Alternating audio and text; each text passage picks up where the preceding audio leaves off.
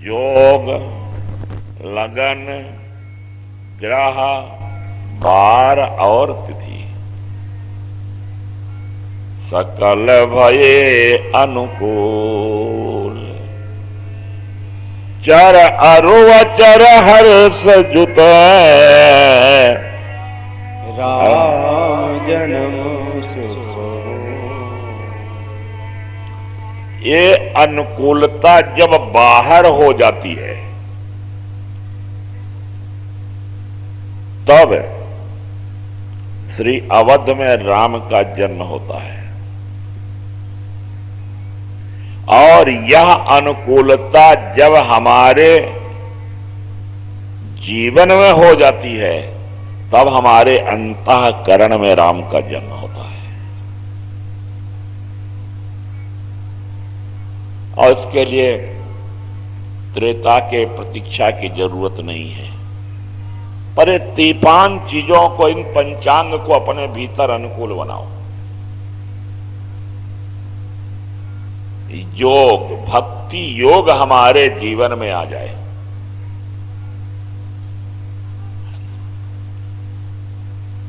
भगवान के चरणों में लगन लग जाए। ये ज्योतिष का पंचांग तो अलग है, पर हमारे भाव जगत का पंचांग ये होना चाहिए।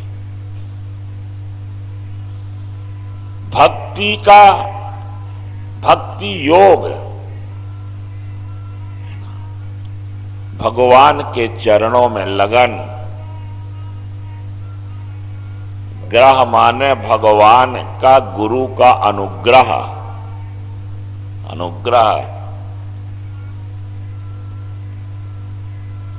वार माने इतवार माने विश्वास, बिन विश्वास न हरि भगति, तेहि बिन द्रवहि न राम। विश्वास अनुकूल हो, दृढ़ हो हमारे जीवन में।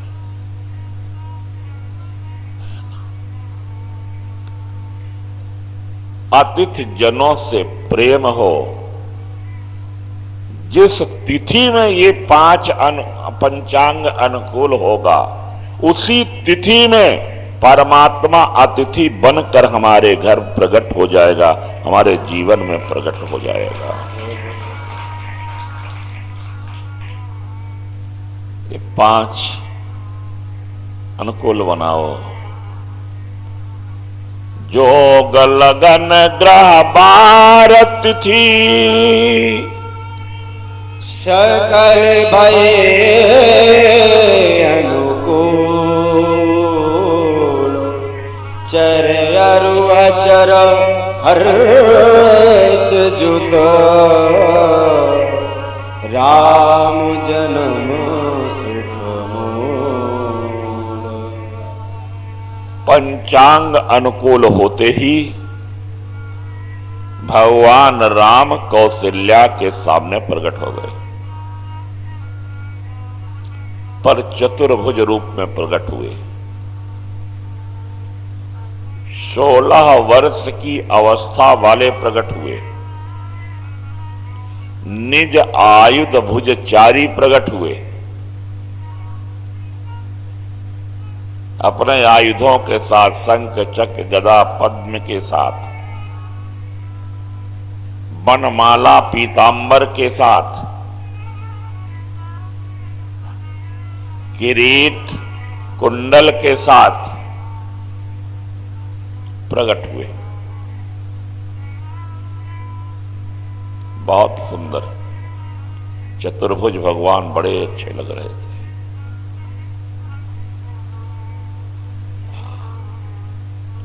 मां कौशल्या ने तो प्रणाम किया है, कहा दुई कर जोरी स्तुति तोरी। मां ने आशीर्वाद नहीं दिया बेटे को, प्रणाम किया, स्तुति की, अहोभाव व्यक्त किया।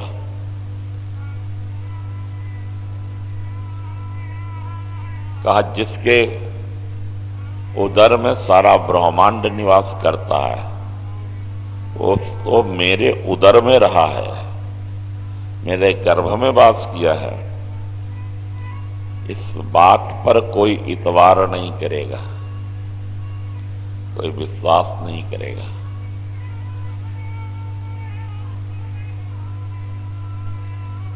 तो भगवान ने कहा नहीं नहीं, मैंने तुम्हें वर दिया था, तुमने पूर्व जन्म में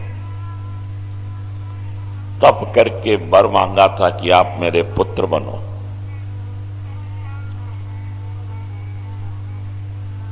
तो वो उस वर को पूरा करने के लिए मैं तुम्हारा पुत्र बनाऊं। मां कौशल्या ने कहा आपने वादा खिलाफी की। पूर्व जन्म में हमने वर मांगा था कि पुत्र बनो, आपने वचन दिया था ना। बोले हां। तो बोले कि पुत्र कहां बने हो आप? भगवान ने कहा पुत्र ही बन के तो आया हूं। मां कौशल्या ने कहा किसको भरोसा होगा कि तुम मेरे पुत्र हो? कोई विश्वास करेगा? एक तो इस रूप में आपको देखकर मैं हिम्मत ही नहीं कर पा रही कि आपको पुत्र का के पुकारूं, बेटा कहूं। किसी से कहूं तो भरोसा नहीं करेगा।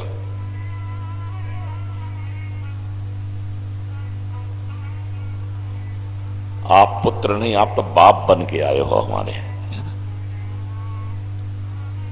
तो अन्य कहा तो फिर क्या करें? तो बोले भाई पुत्र जैसे होते हैं संसार में, जैसे पैदा होते हो वैसा हो जाओ।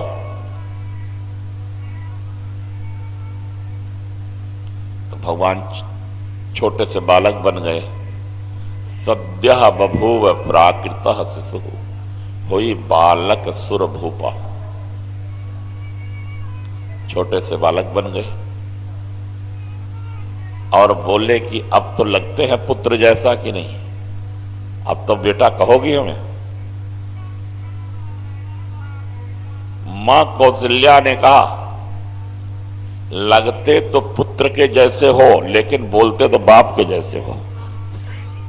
ऐसा पुत्र बोलता है, पैदा हो के वैसे बोलता है जैसा आप बोल रहे हो। तो बोले तो अब क्या करें? भगवान ने कहा कि पुत्र पैदा हो के जो करता है वो करो।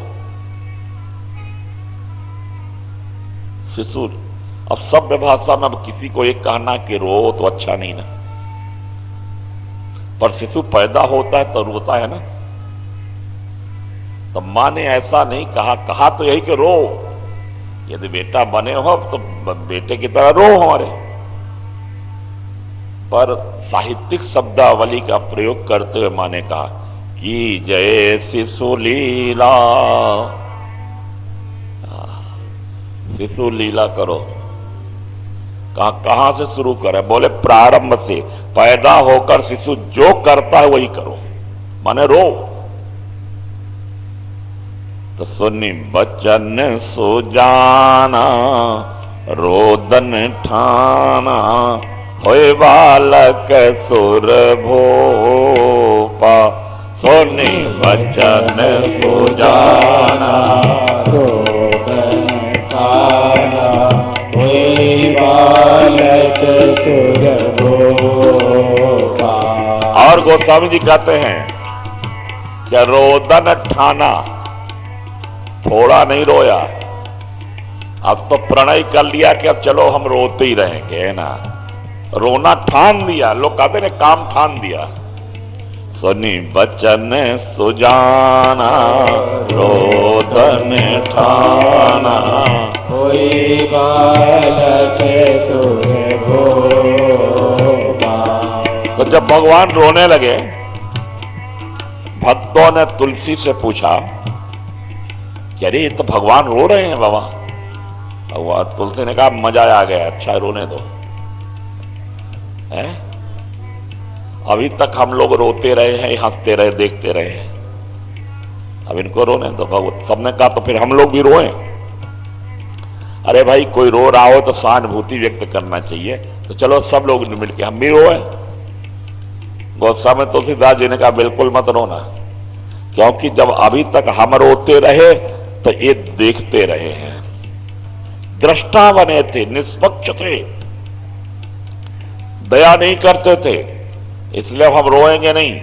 अब ये रो रहे हैं, आओ हम सब मिल करके गाएं, है ना। सुनिए तो यह चरित जे गावहीं हरि पद,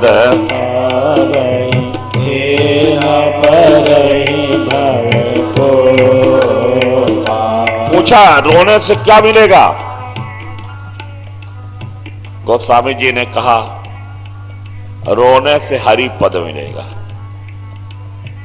गाने से गाओगे, राम जी रो रहे हैं, आओ हम गाएं, गाएंगे तो हरि का पद मिलेगा। अरे इसलिए मिलेगा कि हरि का पद खाली पड़ा है। हरि नर बन गया है, नारायण नर बन गया, तो नारायण का पद खाली है और नर के लिए निमंत्रण है कि जिसे चाहिए वो ये पद प्राप्त कर लो, खाली है पद, और उसे को मिलेगा जो हाँ इस लीला को गाएगा। यह चरित जे गावहीं हरि पद पावहीं, तेन भरहि भव कोपा।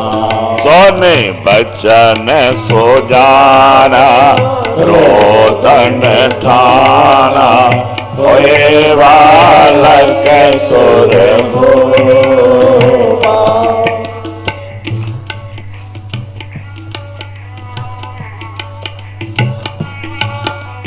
होई बालक सुर भूपा। यह चरित जे गावहीं हरि पद पावहीं, तेन भरहि भव कोपा। और सचमुच में भगवान राम करुणा के अवतार हैं। भागवत आप पढ़ो, श्री कृष्ण के आंखों में अश्रु नहीं दिखाई देंगे, वो कहीं रोते नहीं है। आपके बैठे और राम जी के आंखों में सदा अश्रु दिखाई देंगे। ये दो हमारे जो पूर्ण अवतार हैं,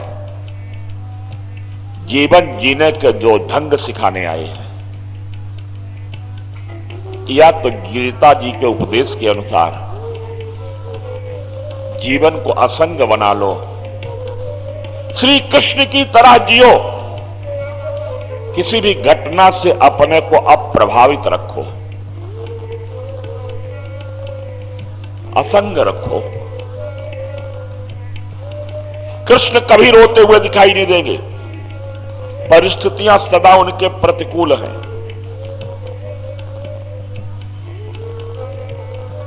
जन्म के समय उनके माता पिता कारागृह में हैं, उनका जन्म कारागृह में होता है। जिस मां ने जन्म दिया उसका दूध उनको नसीब नहीं हुआ। गोकुल में जाकर गोचारण करते हुए बचपना बिताया है। आए दिन रोज दैत्यों के साथ उन्हें जूझना पड़ता है। मामा से संघर्ष हुआ, द्वारिका राजधानी छूट गई, द्वारिका में गए तो वहां उनके बेटे नाती पोते सब बिगड़ गए। प्रतिकूल परिस्थितियां हैं, पर कृष्ण कभी रोते नहीं हैं, मुस्कराते हैं कृष्ण। और भगवान राम, इनके आंखों में जब देखोगे अश्रु दिखाई देगा, क्योंकि रोदन ठाना, इन्होंने जन्म लेकर रोने का व्रत ले लिया है।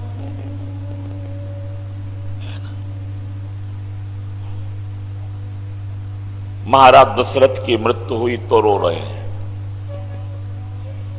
सीता का हरण हुआ तो रो रहे हैं, ऋषियों मुनियों के दुख दर्द की कहानी सुनी तो रो रहे हैं।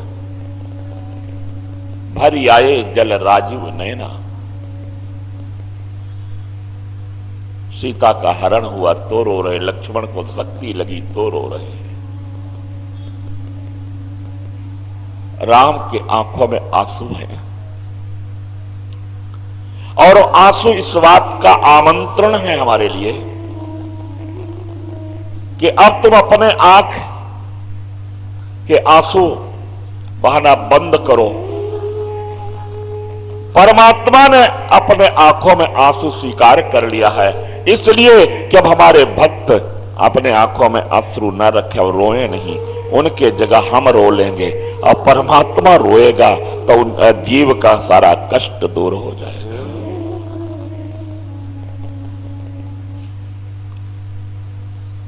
यह चरित जगावही हरि पद पावही।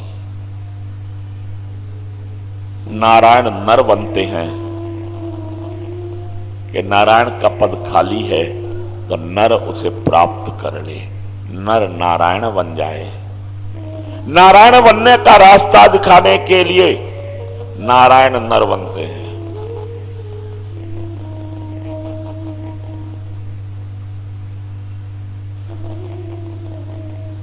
यहां हुआ ब्रह्म,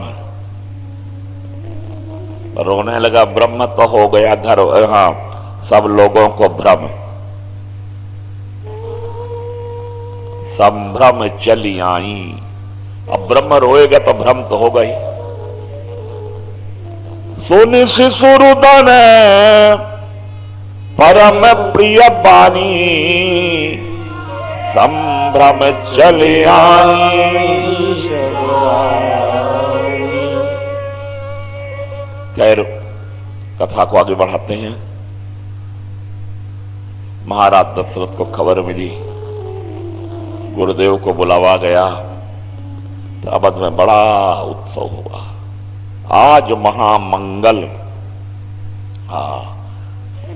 अवध में गोस्वामी जी का आज महामंगल है, क्योंकि राम का जन्म हुआ है। मां कैकेयी ने भैया भरत को जन्म दिया, सुमित्रा ने भी लक्ष्मण और शत्रुघ्न को जन्म दिया। कई दिनों तक उत्सव चलता रहा। सारे धार्मिक अनुष्ठान किए गए।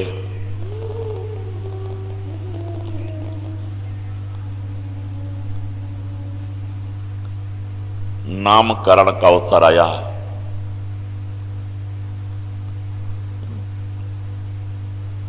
महाराज श्री ने गुरुदेव से आग्रह किया कि इनके नामकरण करें।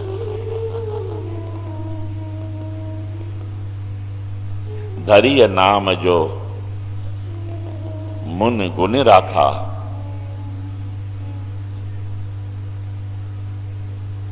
और वशिष्ठ जी ने गुरुदेव ने नामकरण किया है।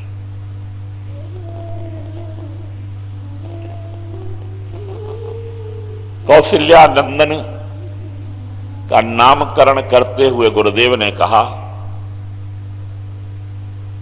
जो आनंद सिंधु सुख राशि, करते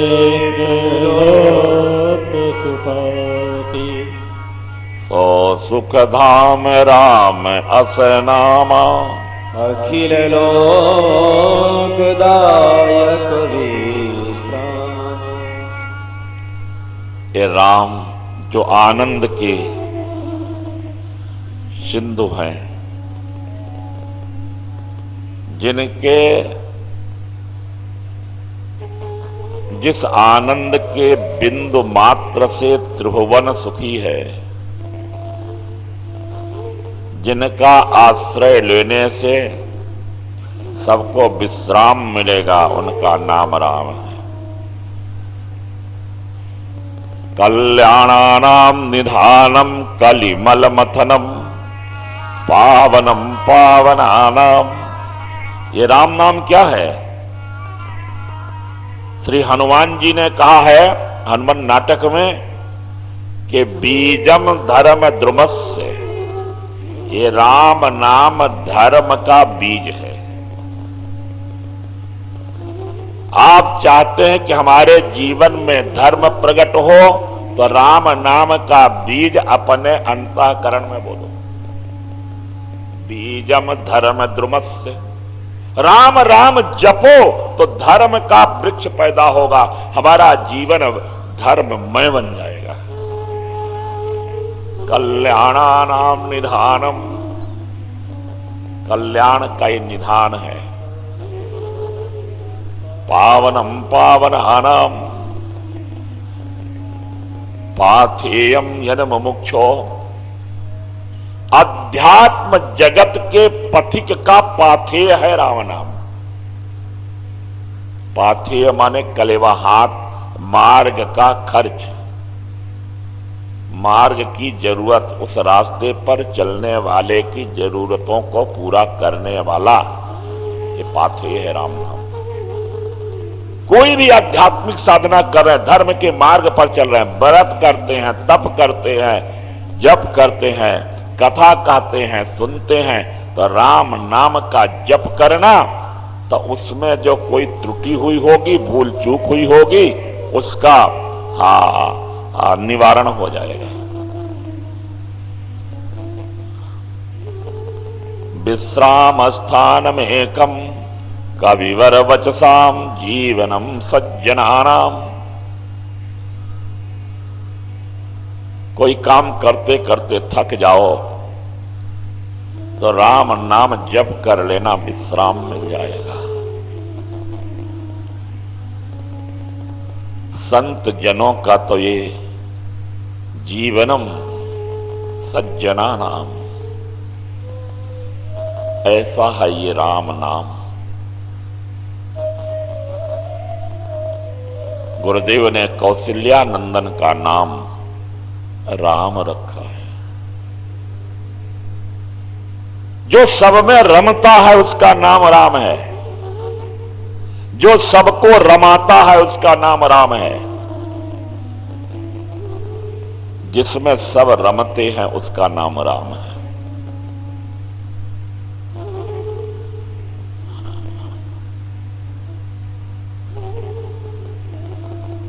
विश्व भरण पोषण कर जोई, ताकर नाम भरत यस होई।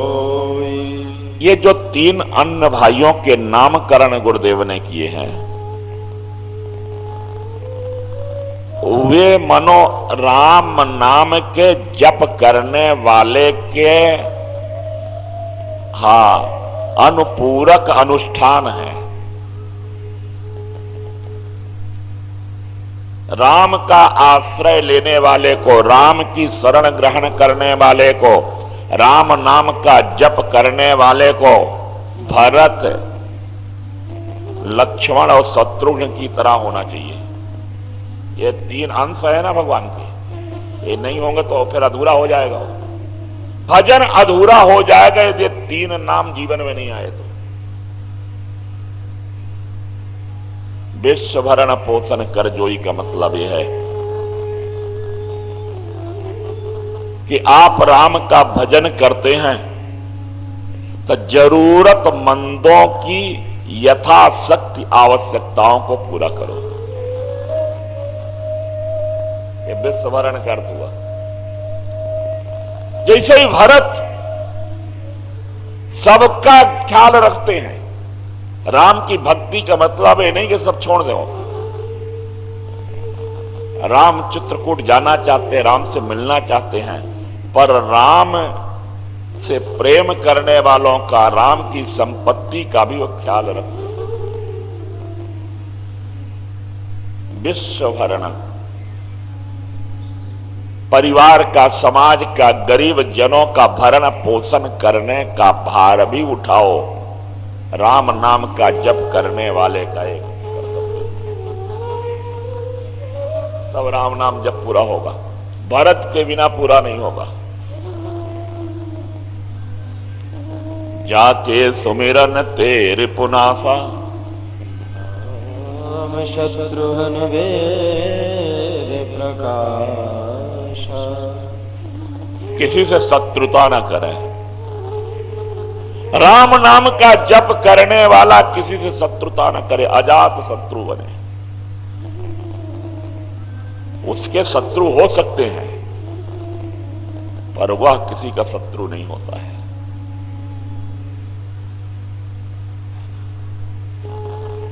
उसका कोई दुश्मन नहीं होता है।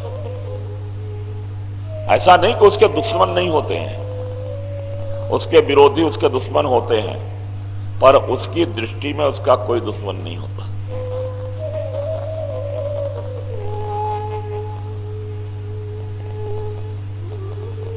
लक्ष्मण का नाम सबसे बाद में रखा है। लक्षण धाम। लक्ष्मण कैसे हैं? लक्षण धाम। देखो किस लक्षण हुआ जिसके द्वारा पहचान की जाती है। भाई किसी में कोई विशेषता होती है जिसके आधार पर हम उसके पहचान बनाते हैं। ये उसका लक्षण है, इसके आधार पर हम कहते हैं वो। तो सबके एक दो लक्षण होते हैं, दो चार, पर लक्ष्मण वो है जो लक्षण धाम, जिनमें सारे लक्षण हैं। सेवक का लक्षण उनमें, स्वामी का लक्षण उनमें, भाई का लक्षण उनमें, बेटे का लक्षण उनमें, बाप का लक्षण उसमें। राम लीला में सभी पात्रों की एक एक भूमिका है, पर लक्ष्मण ऑल राउंड पात्र हैं, जहां जैसी जरूरत पड़े वैसे ही हो जाए। ये समय नहीं कि हम उनका संकेत करें, मानस में है। इधर लक्षण धाम और राम प्रिय सकल जगत आधार, गुरु वशिष्ठ तहि राख्यो लक्ष्मण नाम उदार। गोस्वामी जी ने संक्षेप में बाल लीलाओं का वर्णन किया है। रामचरितमानस में तो नहीं, पर अन्य ग्रंथों कवितावली में किया है। कबहू ससीमागत आर्य करें, कबहू प्रतिबिंब निहारी डरें। समय नहीं कि उनका वर्णन करें। कभी चंद्रमा को देख करके रूठ जाते हैं राम, मुझे चाहिए चांद चाहिए। मां बहुत कोशिश करती है। कभी कभी किसी की छाया देखकर, अपनी छाया देख के डर जाते हैं। कबहू प्रतिबिंब निहारी डरे,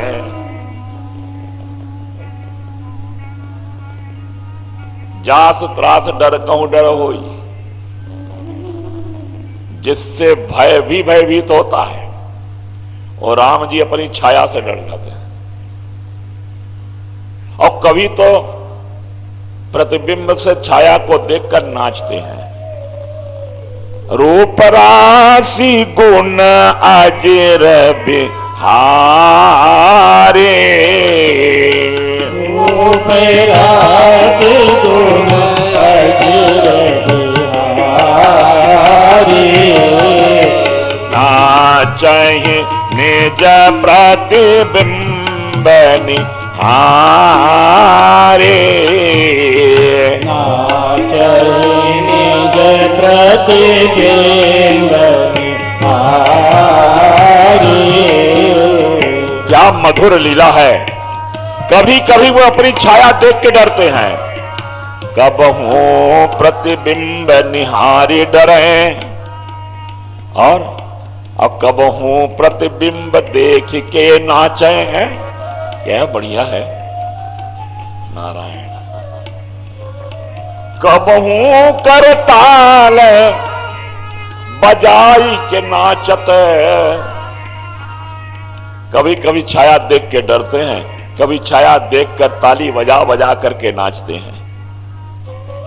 कबहू कर ताल बजाई के नाचत, मातु सब मन मोद भरे। कबहू ऋषि आए अह हट सो कभी गुस्सा कर जाते हैं, रूठ जाते हैं, कभी कभी किसी बात के लिए हट करते यही चाहिए, जब तक ना मिले तो मानते नहीं हैं। तुलसी कहते हैं ऐसे दशरथ अजिर बिहारी हमारे जीवन के बिहारी बन जाए। द्रबहु सो दशरथ अजिर बिहारी, द्रबहु सो दशरथ अजिर बिहारी। अजिर माने आंगन, दशरथ के आंगन में ऐसी क्रीड़ा कर रहे हैं। तुलसी देख देख के बड़े मग्न हैं और प्रार्थना करते हैं भगवान ऐसे भगवान हमारे मन के आंगन में विहार करें। अब देश के बालक चारी सदा तुलसी मन मंदिर में विहरे। अवधेश के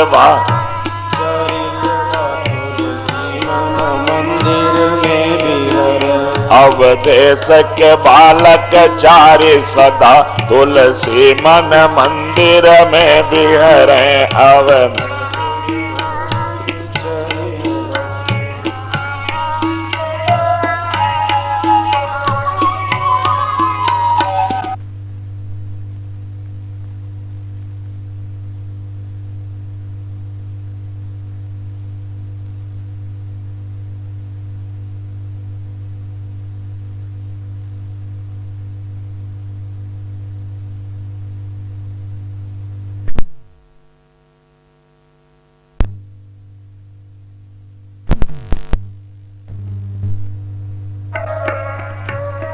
अब देश के बालक चारि सदा तुलसी मन मंदिर।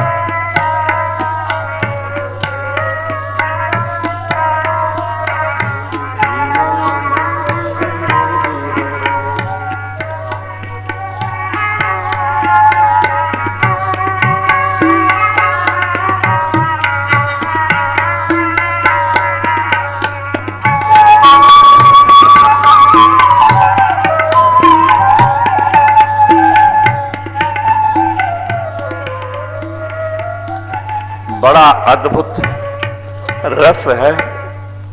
महाराज दशरथ उन्हें गोद में लेकर खिलाते हैं। मां कौशल्या लाड़ लड़ाती है, दूध पिलाती है। ये सब ध्यान करो, ये सारे दृश्य हमारे मन में घटित होने चाहिए। फिर एक लीला का वर्णन किया तुलसी ने। जब भगवान के विराट रूप का दर्शन मां को होते हैं, गीतावली में गोस्वामी जी ने उस कथा का भी उल्लेख किया है।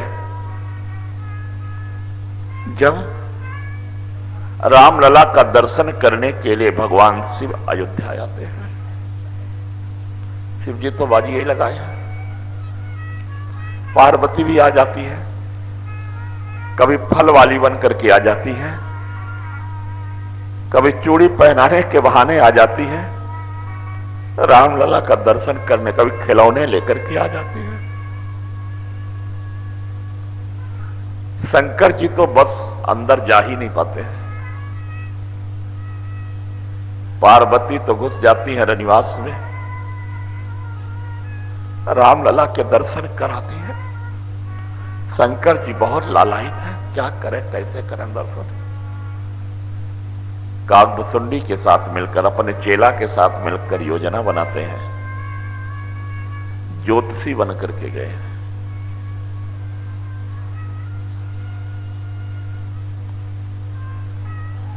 अवध आगमी एक आयो,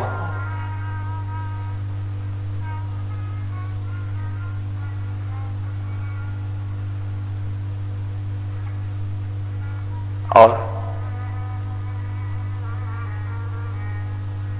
सबके भाग्य बताने लगे। बड़ा आश्चर्यचकित हो गए कि ऐसा ज्योतिषी आया है। बूढ़ो बड़ो प्रमाणिक बामन शंकर नाम कहायो, करतल निरख कहत सब। ये चर्चा हो गई कि एक ज्योतिषी आया है, काशी से आया है, बड़ा विद्वान है, हाथ देखकर भूत भविष्य सब बता देता है। क्या नाम बोले? शंकर नाम है उसका। ये बात मां कौशल्या के पास तक पहुंची है। एक दासी को भेजा, जाओ ज्योतिषी को बुला के लाओ, रामलला के हाथ दिखाऊं, अपने बच्चे का भविष्य जानूं। और बाबा जी तो शंकर जी बस सड़क के किनारे अपनी दुकान लगाए बैठे हैं। वेश बदल के आए थे राम जी का दर्शन करें, लेकिन कोई भीतर जाने नहीं दे रहा था। तभी माया फैलाया उन्होंने। वो दासी ने आकर के प्रणाम किया, महाराज चलिए, अंतापुर में आपका बुलावा महारानी जी ने बुलाया है। बड़े खुश हुए शंकर जी, चेला से बोले चलो जल्दी। दासी ने कहा नहीं, एक ही पास है, दो नहीं जाएंगे, आप चलो। चेला वाला नहीं जाएगा, उसके लिए महारानी के आदेश नहीं है। शंकर जी तो खुश हुआ, पर चेला ने धीरे से पांव दबाया, गुरु जी जरा चेला को भी ध्यान रखना,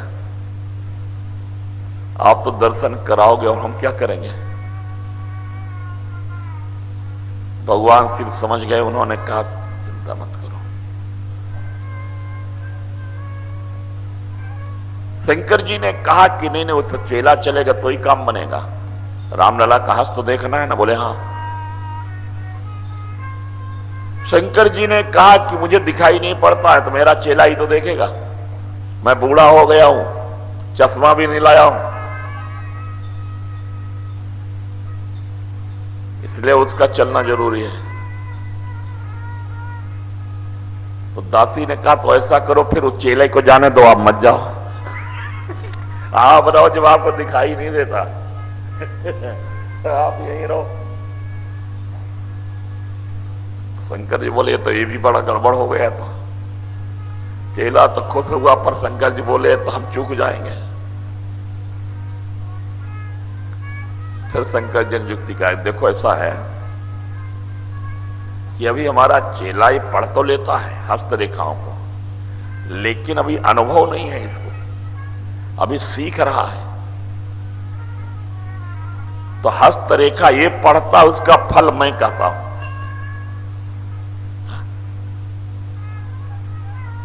और दोनों का जाना जरूरी है। पढ़ेगा हम उसका अर्थ करेंगे, हम जाएंगे तो हम पढ़ नहीं पाएंगे, जाएगा तो पढ़ तो लेगा लेकिन उसका ठीक ठीक अर्थ नहीं बता पाएगा।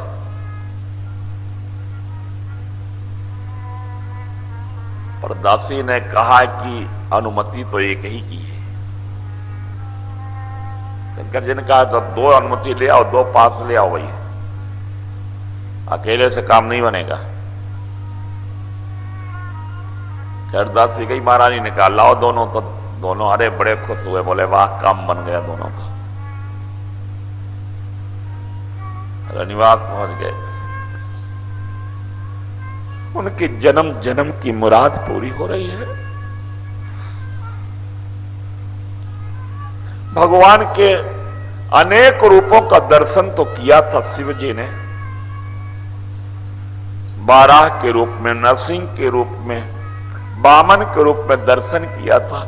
लेकिन ये प्रथम अवसर है जब नर बालक के रूप में भगवान का वे दर्शन करेंगे।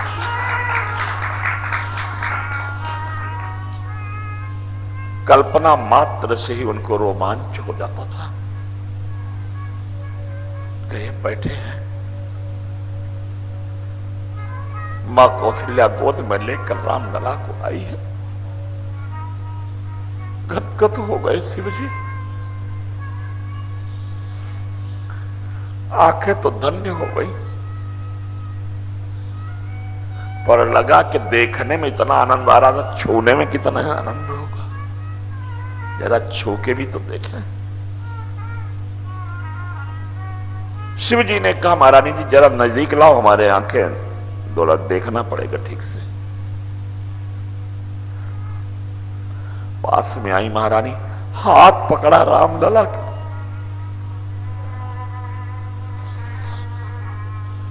पर आया थोड़ा चरण भी छू लूं। चरण पकड़ा, महारानी ने कहा अरे महाराज आप बच्चे का नहीं नहीं नहीं, उसकी पांव की रेखाएं भी देखना पड़ेगा। अपने इष्ट देव के चरण भी छूने को उन्हें मिल गए हैं।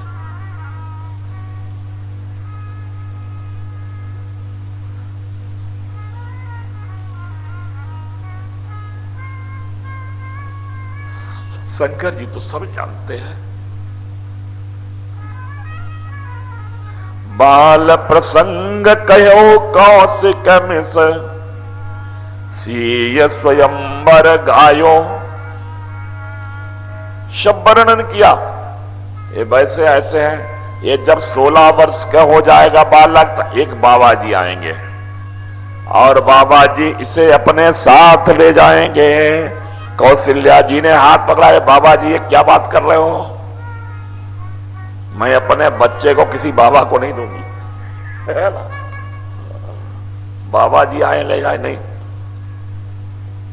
शंकर जी ने कहा योग तो ऐसे लिखा है कि बाबा जी इनको अपने साथ ले जाएंगे। बड़ी व्याकुल हो गई मां, ये बाबा आएंगे मुफ्त में ले जाएंगे, अपना चेला बना लेंगे। चतुर्थ अवस्था में बालक मिला, वो भी इसके भाग्य में लिखा है कि बाबा जी ले जाएंगे। मां कौशल्या ने कहा कोई दक्षिणा ज्यादा ले लेना बाबा जी, कोई अनुष्ठान बताओ, हम अपना बेटा बाबा नहीं बनाएंगे ना।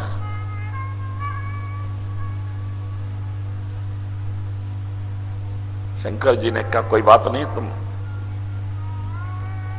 बाबा जी आएंगे और ले जाएंगे भी ठीक है, लेकिन बाबा नहीं बनाएंगे। ठीक, हाँ हाँ महाराज ऐसा ठीक रहेगा। अच्छा तो बाबा नहीं बनाए तो क्यों ले जाएंगे?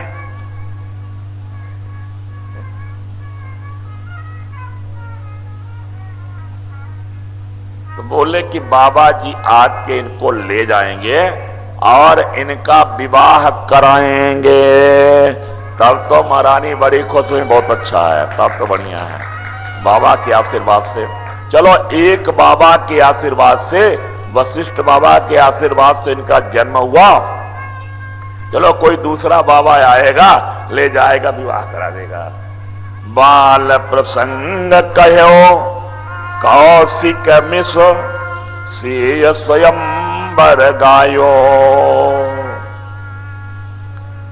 राम विवाह सीता विवाह तक की भविष्यवाणी कर दी। आगे की भविष्यवाणी करने जा रहे तो रामलला ने शंकर जी की दाढ़ी पकड़ ली। बाबा बस करो, ब्रेक लगाओ, आगे का प्रसंग मत कहो। हिलाया दाढ़ी, शंकर जी को बोध हो गया कि अभी राम जी की इच्छा, अरे वो तो आगे का प्रसंग तो बड़ा दुखद है ना, इसलिए उन्होंने जो भविष्यवाणी कही और विवाह तक की ही कही।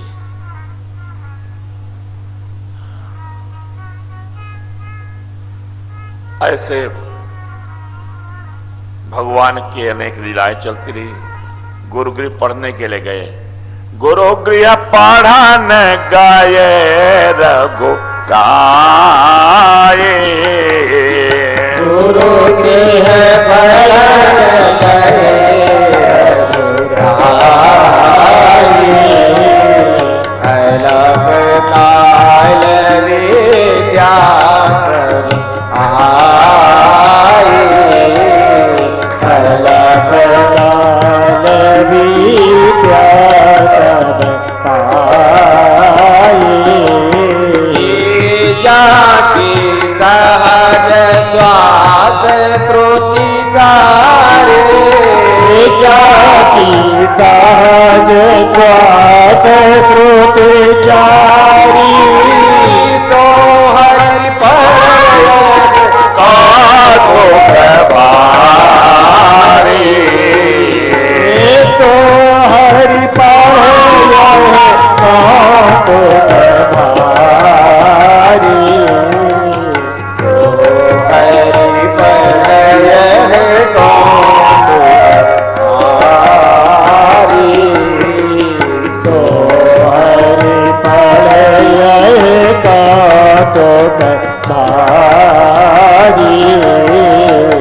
काल में ही भगवान राम, श्री भरत, लक्ष्मण और शत्रुघ्न ने सभी विद्याएं प्राप्त करनी,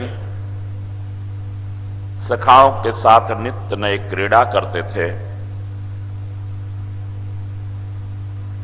भगवान राम तो पिता के साथ श्री अवध के राजकाज में भी हाथ बटाते थे। ऐसा चल रहा था। कहते हैं एक दिन महाराज दशरथ इसी चिंता में बैठे थे कि वे शादी के लायक हो गए हैं, राम लला का विवाह कहां हो, कि कौन सी योग्य राजकुमारी होगी। पिता चिंता कर रहे थे, परिवार के लोग चिंता में थे।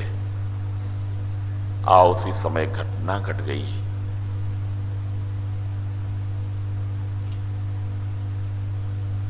सिद्धाश्रम में श्री अवध और जनकपुर के मध्य में, दोनों राज्य की सीमा में, सिद्धाश्रम नाम का एक वन था, एक क्षेत्र था, और उसी में विवाद में था। कोई कहते अवध में है, वो कहते जनकपुर में है। जिसको आजकल बक्सर बोलते हैं, गंगा के तट पर है वो, पर बड़ी सिद्ध जगह थी। महर्षि विश्वामित्र वहां आकर एक यज्ञ कर रहे थे, आश्रम बना लिया था, अनुष्ठान कर रहे थे। विश्वामित्र का चरित्र बड़ा अद्भुत चरित्र है, प्रेरक चरित्र है। संघर्ष की सफल कथा है विश्वामित्र का चरित्र।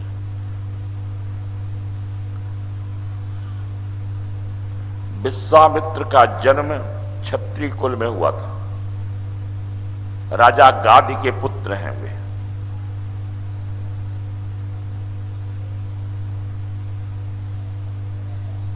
गाधी के बाद वे राजा हो गए।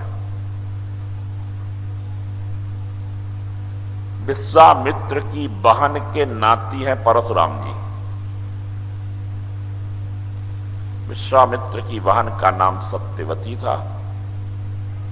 सत्यवती का विवाह ऋचिक के साथ हुआ था।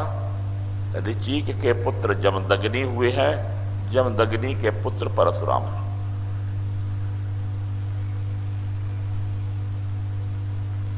विश्वामित्र राजा बड़े श्रेष्ठ राजा। एक बार वो अपनी सेना के साथ कहीं यात्रा में जा रहे थे। श्री अवधपुरी के समीप से निकल रहे थे, वहीं पर गुरु वशिष्ठ का आश्रम था। तो राजा विश्वामित्र ने विचार किया कि चलो महर्षि को प्रणाम कर लूं, आशीर्वाद ले लूं। तो उन्होंने सेना को दूर ठहराया रास्ते में, और स्वयं चले गए गुरु वशिष्ठ के आश्रम में। जाकर गुरुदेव को प्रणाम किया। गुरु वशिष्ठ ने आशीर्वाद दिया, कुशल समाचार पूछा और कहा कि राजन ठहरो, अब यहां से प्रसाद पाके भोजन करके जाना। विश्वामित्र ने कहा कि गुरुदेव बस आपका ही तो सब पाते हैं, आपका आशीर्वाद है, आज्ञा दीजिए, मुझे जाना है। उन्होंने गुरु जी ने कहा नहीं, भोजन करके जाना। विश्वामित्र ने कहा महाराज मैं अकेला नहीं हूं, मेरे साथ बहुत लोग हैं, सेना है, इसलिए आज्ञा दीजिए, जो कुछ प्रसाद हो दे दीजिए।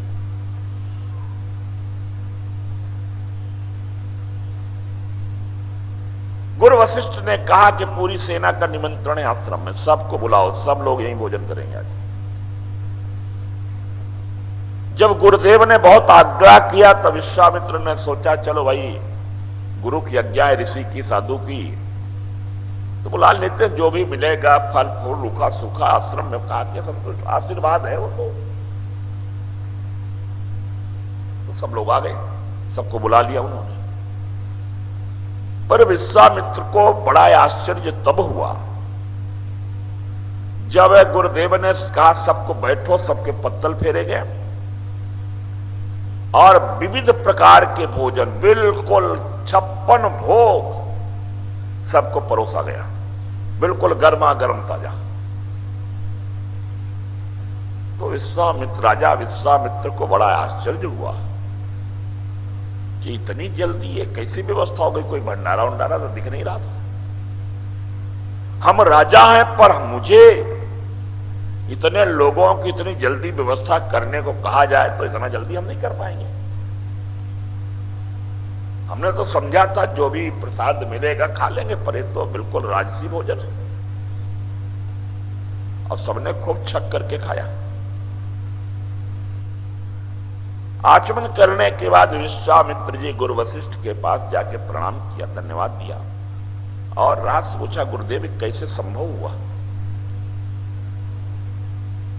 ये व्यवस्था है, आपने इतनी जल्दी और इतना बढ़िया भोजन।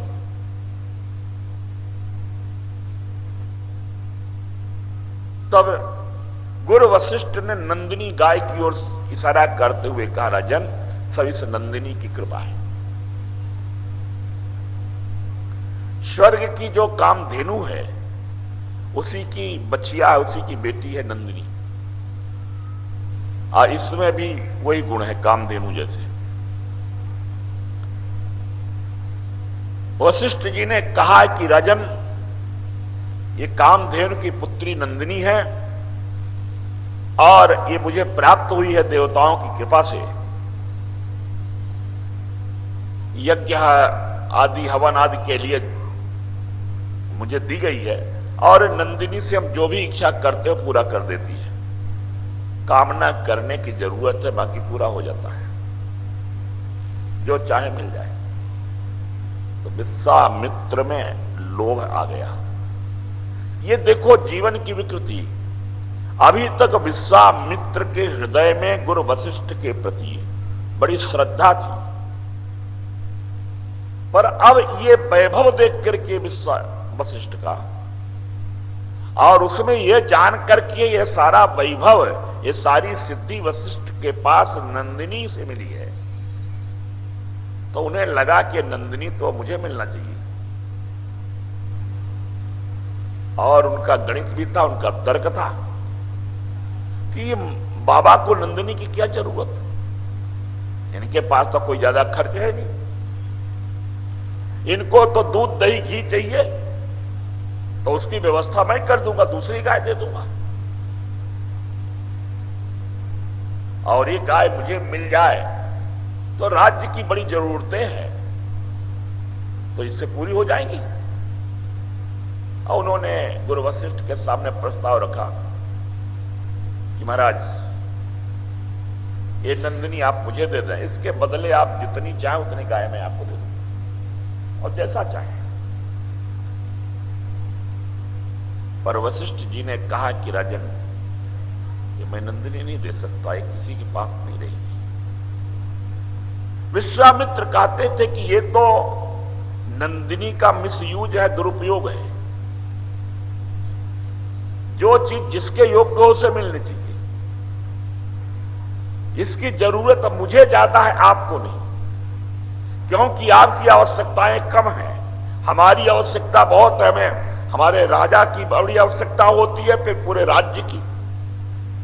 और नंदिनी में जब एक क्षमता है, जब एक गुण है कि पूरे राज्य की आवश्यकताओं को पूरा कर सकती है, तो फिर एक बाबा के पास रहे, एक व्यक्ति के पास रहे उचित नहीं है।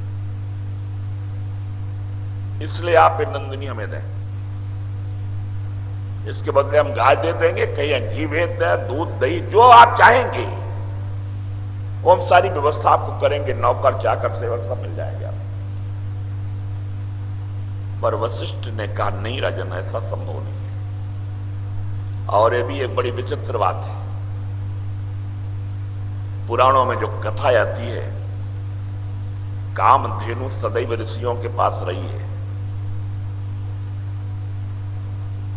राजाओं के पास नहीं रही। जिसकी जरूरतें नहीं है, सब जरूरत पूरे करने वाली गाय उनके पास होती है। जिसकी कोई आवश्यकता नहीं, उसके पास कामधेनु है जो सारी इच्छाएं पूरी कर देती है। और जिसकी इच्छाएं बहुत हैं, जिसकी आवश्यकताएं बहुत हैं, उसको, जिसको कामधेनु की जरूरत है, उसके पास नहीं। जिसको कामधेनु की जरूरत नहीं है, कामधेनु माने इच्छाओं को पूर्ण करने वाली, तो जिनकी जरूरतें नहीं है कामधेनु उनके पास रहती है, जिनकी जरूरतें उनके पास नहीं रहती।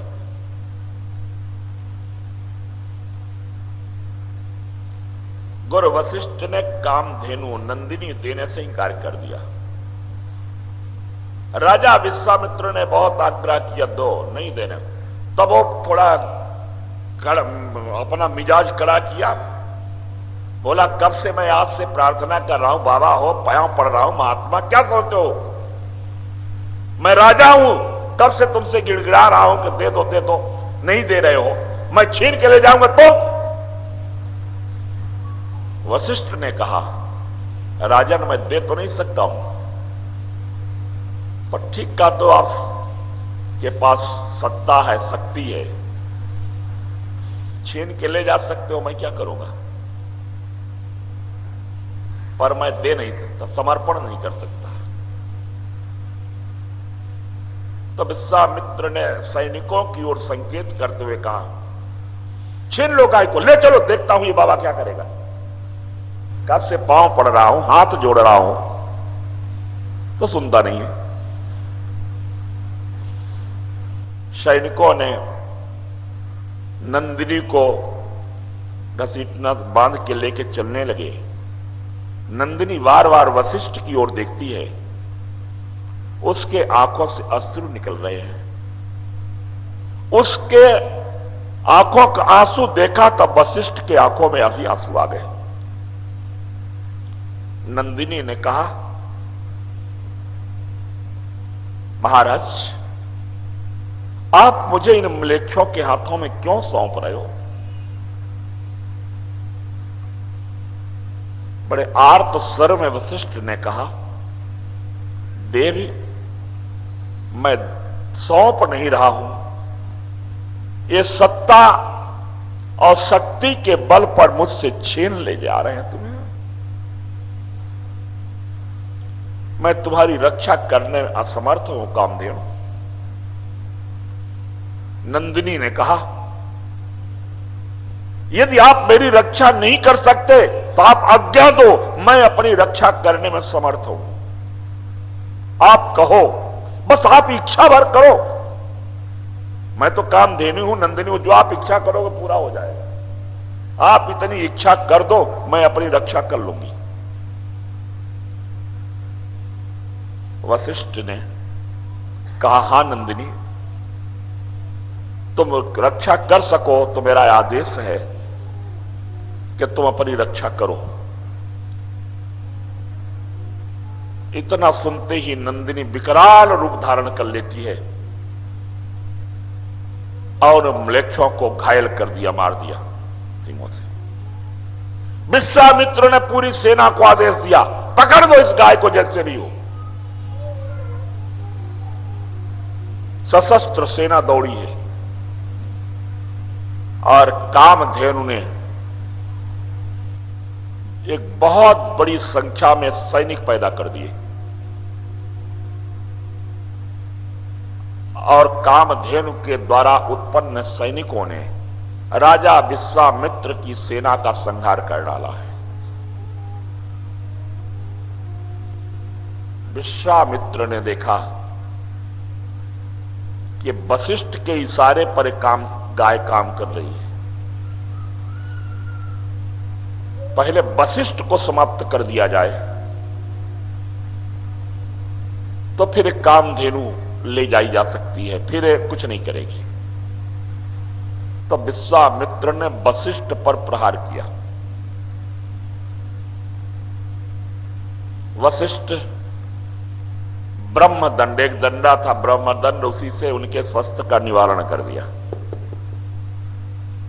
बड़े बड़े अस्त्र शस्त्र का प्रयोग विश्वामित्र ने वशिष्ठ पर किया, पर वो विफल रहे। राजा विश्वामित्र के द्वारा छोड़े हुए सारे शस्त्र व्यर्थ सिद्ध हुए।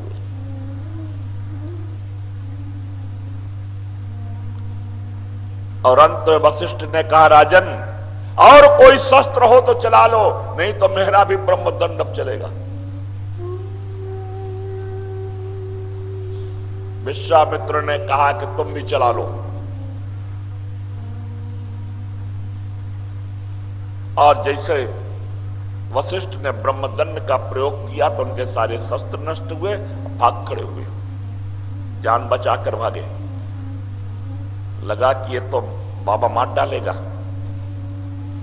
और उसी समय उन्हें अपने जिंदगी पर धिक्कार आया। दिग्बलम क्षत्रिय बलम ब्रह्म तेजो बलम बलम। क्षत्रिय बल को धिक्कार है।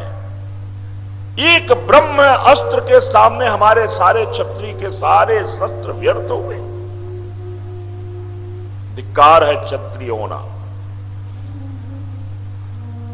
अब मैं भी ब्राह्मण बनूंगा, ब्रह्म शस्त्र प्राप्त करके फिर वशिष्ठ से बदला लूंगा। राज्य छोड़ दिया, सब कुछ छोड़ दिया, घोर जंगल में जाकर तप करने लगे ब्रह्मर्षि बनने के लिए, ब्राह्मण बनने के लिए।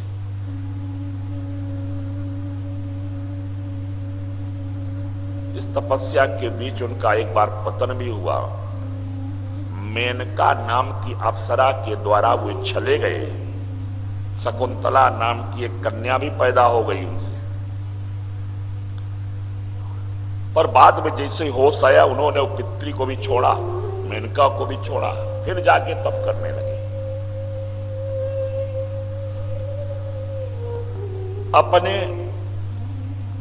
निश्चय के बड़े हठी थे, जो ठान लिया उससे पीछे हटने वाले नहीं।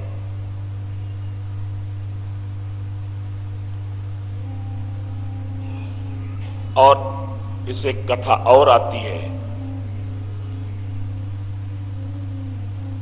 इसी सूर्य वंश में त्रिशंकु नाम के एक राजा हुए थे। ये राजा हरिश्चंद्र के पूर्वज हैं।